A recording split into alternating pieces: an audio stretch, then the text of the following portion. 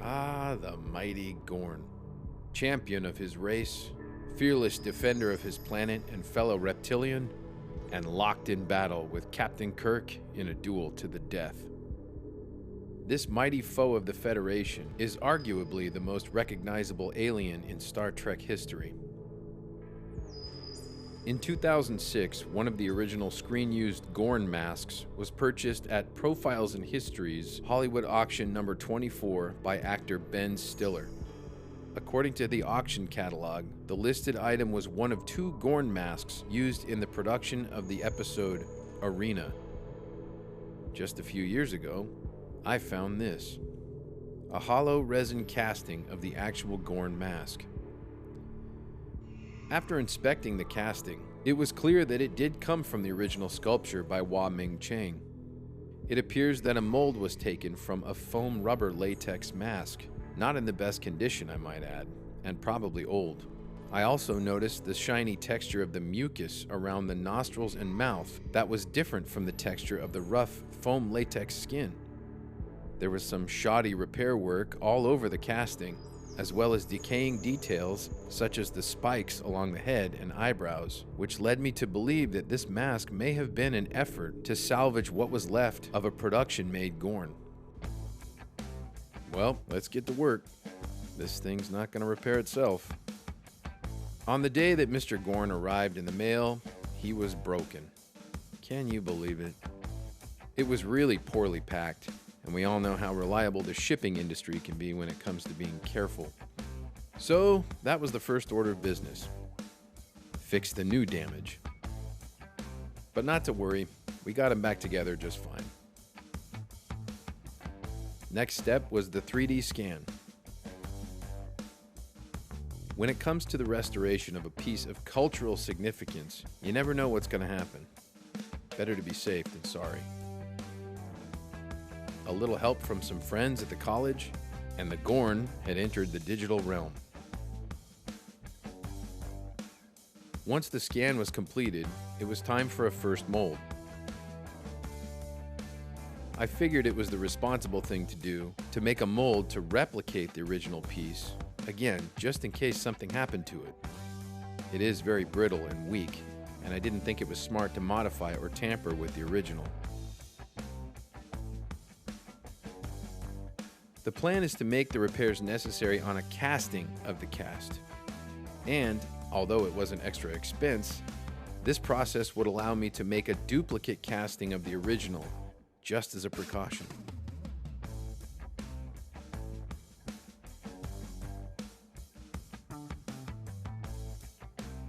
I did several coats of silicone over the mask and finished with a 2-part fiberglass jacket. I'm not going to go into too many of the details of this process, as I already have other videos that cover this type of mold making.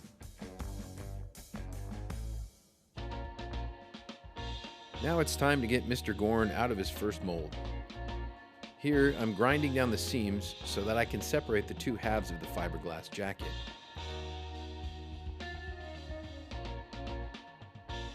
Just to ensure that the 2 halves go together correctly, I will drill a couple of holes for some through bolts. A little bit of gentle prying with a chisel, and the 2 halves come apart. Well, I'll admit it was a little more difficult than that, but with the magic of editing, it appears super easy. In fact, this was so difficult to get apart that I had to enlist the help of a few friends.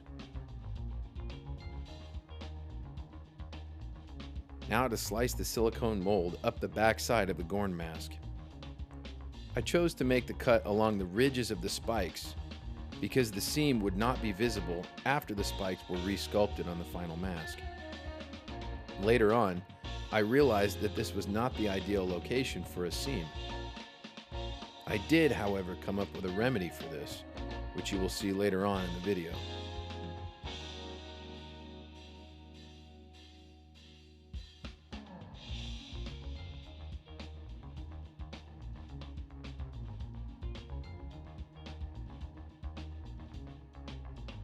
And there it is, a big pile of silicone rubber.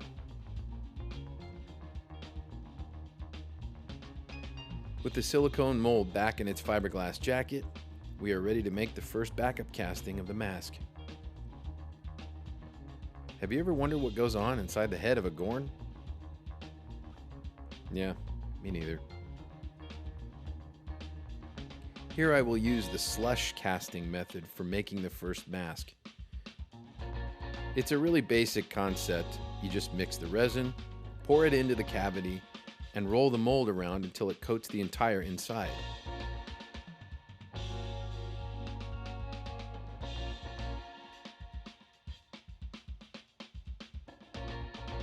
This is done several times, not only to catch every detail, but also to build up the thickness of the resin and the strength of the casting. Next, I'll add a little bit of expanding two-part foam to help with its structure.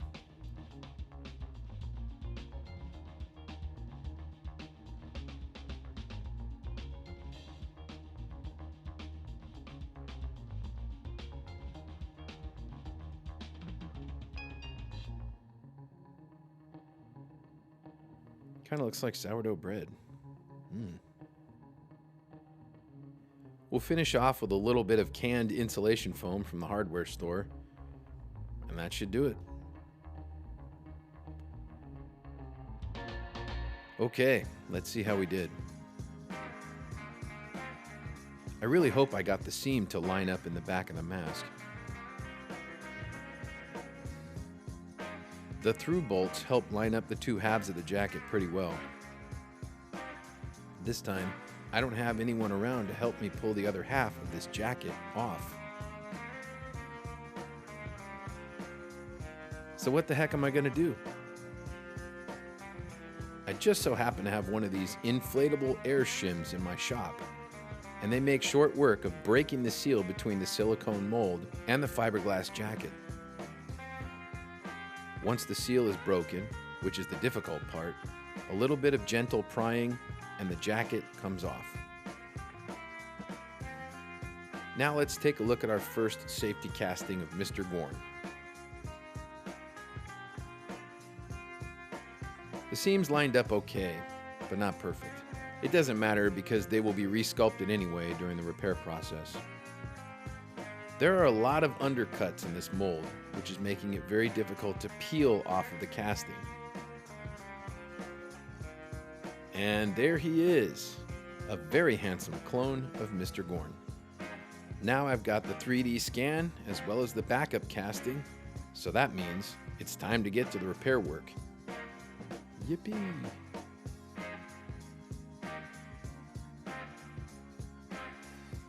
I trusted the resculpting process to my good friend and fellow Star Trek fan, David Meyer. David is both a student and a teacher of the arts, and a very gifted sculptor. Using the original Profiles in History auction catalog and the Star Trek sketchbook, which both contain many detailed photos of the original Gorn mask, the necessary repairs were made to bring the Gorn as close as possible to its original screen-accurate state of Hua Ming Chang's sculpture in the mid-1960s. Although David was keen to make the repairs, he noted that it was possible to go too far with the fixing process, and therefore lose some of the casting's telltale marks that would indicate its authenticity. A decision was made that once the absolutely necessary repairs were made, the resculpting process would stop. I'm really glad he proposed this idea, because if I was doing the repair work, it may have resulted in overkill. And here he is, Mr. Gorn, looking young and chipper once again. The major sculpting has been completed, the spikes are back in place, the cracks have been filled, and the damage for the most part has been repaired. And now, as you may have guessed it, it's time for another mold. Don't worry, for the sake of not being repetitious, I won't linger too long on this one.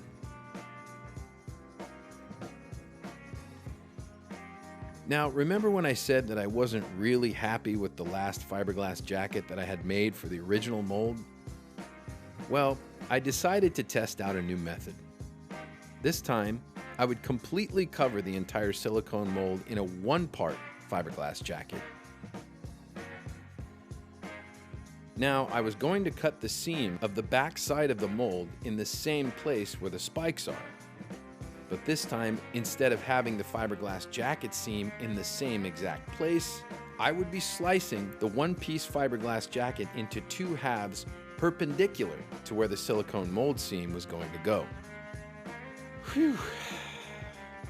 Sorry, I know that was a bit wordy, but stick with me. In order to help the two halves stay together properly, I will cut them out in a jigsaw formation, or similar to a zigzag pattern. I will follow the natural raised contours of the mold as a guideline for where to cut. I have to be extremely careful not to slice through past the fiberglass jacket and into the silicone, because that would create a cut in the mold.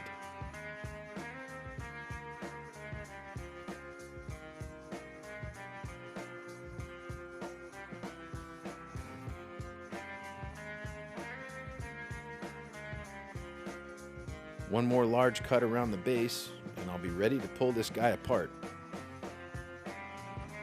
Because of the nature of this fiberglass jacket, it was even more difficult to pull apart than the original.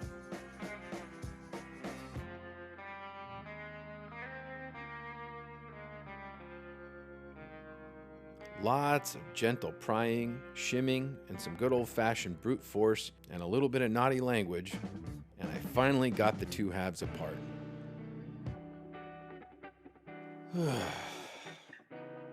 That was a brutal process, so I decided to take a quick breather. Don't laugh. When you're old, the slightest thing makes you exhausted. Now it's time to cut the mold seam, once again, right up the back of the newly sculpted spikes. Most of the new sculpture will be destroyed when I remove the casting. However, the mold will still retain all of David's repair work.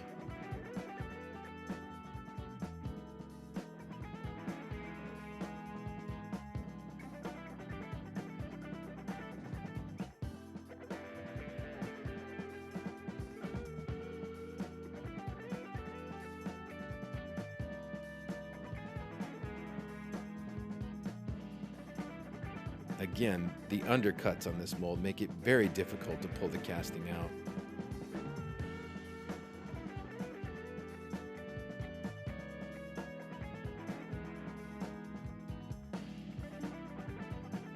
And it would appear that we have a successful demolding.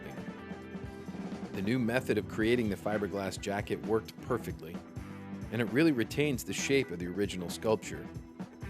That is extremely important when you're replicating something. Here we're getting ready for his very first casting. Now remember what I said about the two halves of the mold having a difficult time lining up? Well, with the new method of fiberglass jacket, all it takes is a little nudging and the two halves go together darn near seamlessly. Very nice.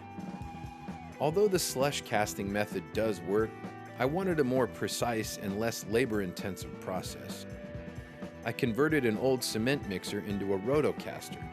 It's a very simple mechanism for slowly rotating the mold while I pour the casting material into it, therefore allowing a very uniform coating of the resin inside the mold. To prevent the resin from spilling out, I attached a plywood lip on the bottom of the mold. This will allow me to tip the mold forward and pour the resin all the way to the bottom of the neck without it spilling out. All right, let's try this thing out. A little bit of appropriately colored casting urethane, and we're off.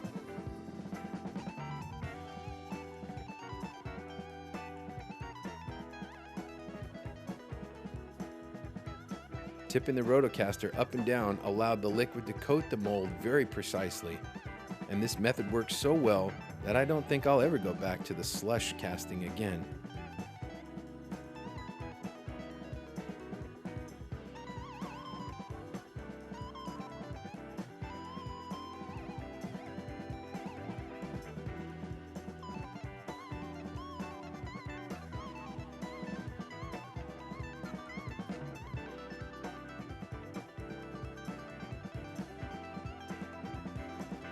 All right, let's see how we did.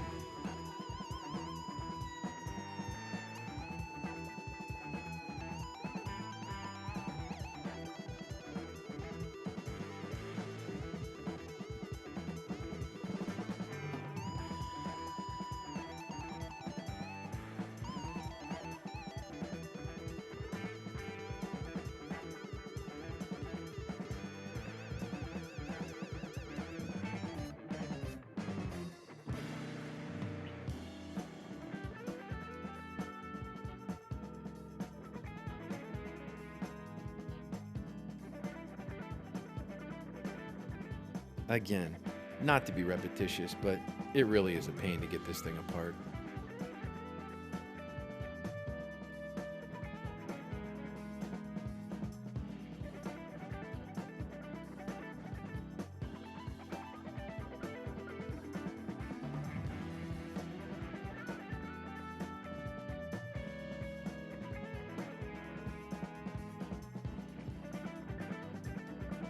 But once it's removed, we can see that all of our hard work really paid off. Yep, I'm pretty happy with this. And now for a little trimming with our bestest friend ever, the Dremel tool. We're gonna grind away any bubbles or imperfections, open up his mouth, clean out his nostrils, and smooth out any of those rugged seams that we may have all over the casting.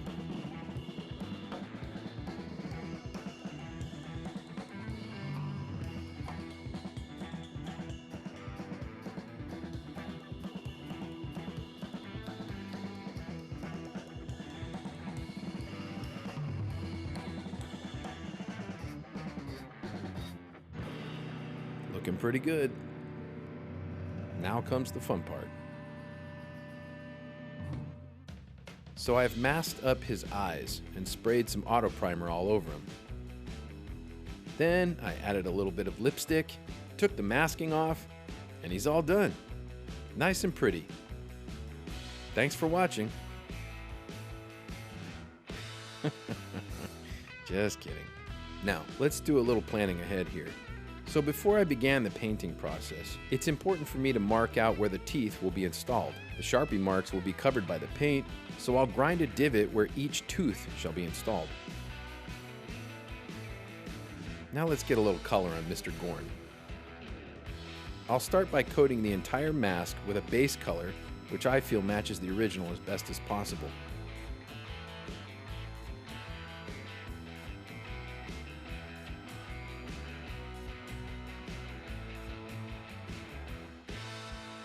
Then I'll start layering in some different shades of the original color to give the mask a little bit of depth.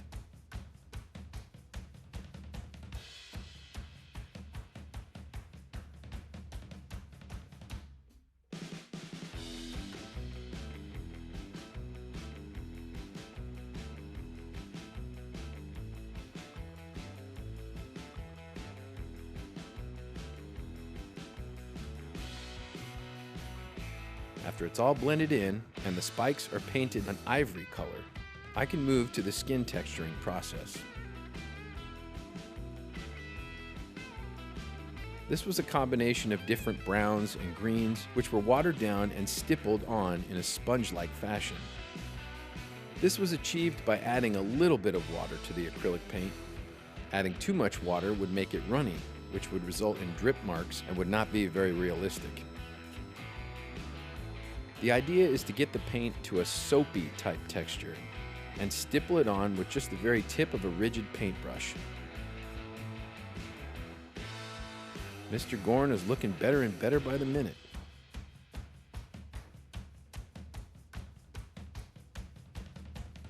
According to the auction catalog, the teeth were real and most likely reptilian, so I placed an order for 25 alligator teeth out of the great state of Florida.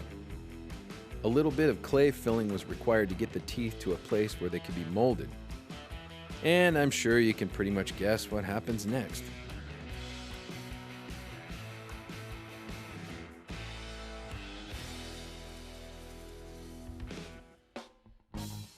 Now, I designed this mold to work in a certain fashion. It is very difficult to remove bubbles from castings which are very pointy or sharp. The mold is made so that once the resin has been poured into it, it can be squeezed and the bubbles will have a chance to rise out. A little bit of off-white Model Pro from SRC, and we're ready to make some teeth. Here you can see the bubbles being worked out as I squeeze the mold. Seeing as casting resin is exothermic, tiny parts take a lot longer for the curing process to finish. This can be sped up with the assistance of a heat gun. And here's the removal of the very first casting of the teeth. They look really nice, and they don't appear to have any bubbles. Now I'll clean up the bottoms of the castings with our trusty Dremel while running the vacuum to suck up any of the dust that I'm creating. If only I had done this years ago, my lungs wouldn't be coated in resin powder. Oh well, you gotta die of something. Now, rather than simply gluing the teeth to the mold, which I can almost guarantee would ensure that they would snap off with the slightest touch, I took a little inspiration from the field of dental implants.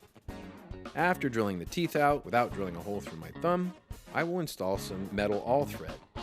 This will create an implant stem which can be inserted into the Gorn mask and should hold the teeth on in a strong fashion.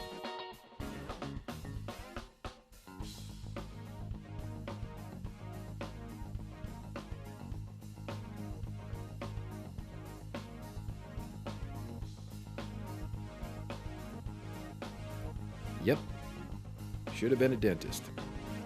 Sorry, Mom. In order to avoid scratching the finished paint on the Gorn mask, I will use a hand drill to complete the holes where the teeth need to be installed.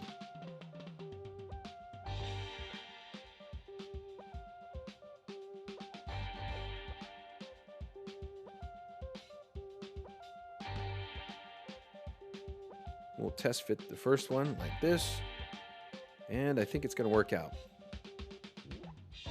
But now let's move on to the eye-pleasing and eye-catching part of the project, the eyes. I found these flat-back glass rhinestones at the local craft store.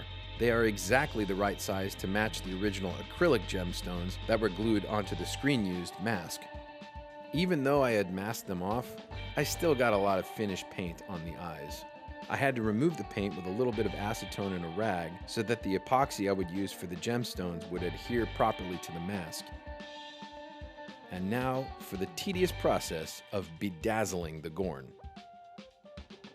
I really like the multicolored sparkle that these give off, and I'm really happy that I found them locally and didn't have to order them online. Maybe I can make him a matching rhinestone denim jacket and a pair of jorts to bring out the sparkle in his eyes.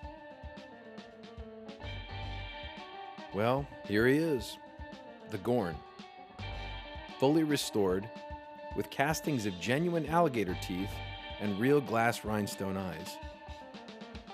I even decided to add a little bit of mucus around his nostrils and on the inside of his mouth. I'm really very pleased with the results of this restoration, and it's very satisfying to see the finished mask next to its original raw casting.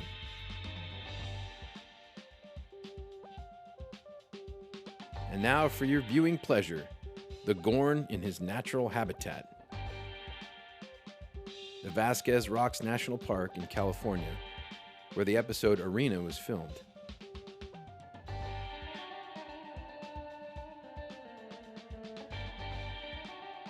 Thanks for watching, you guys.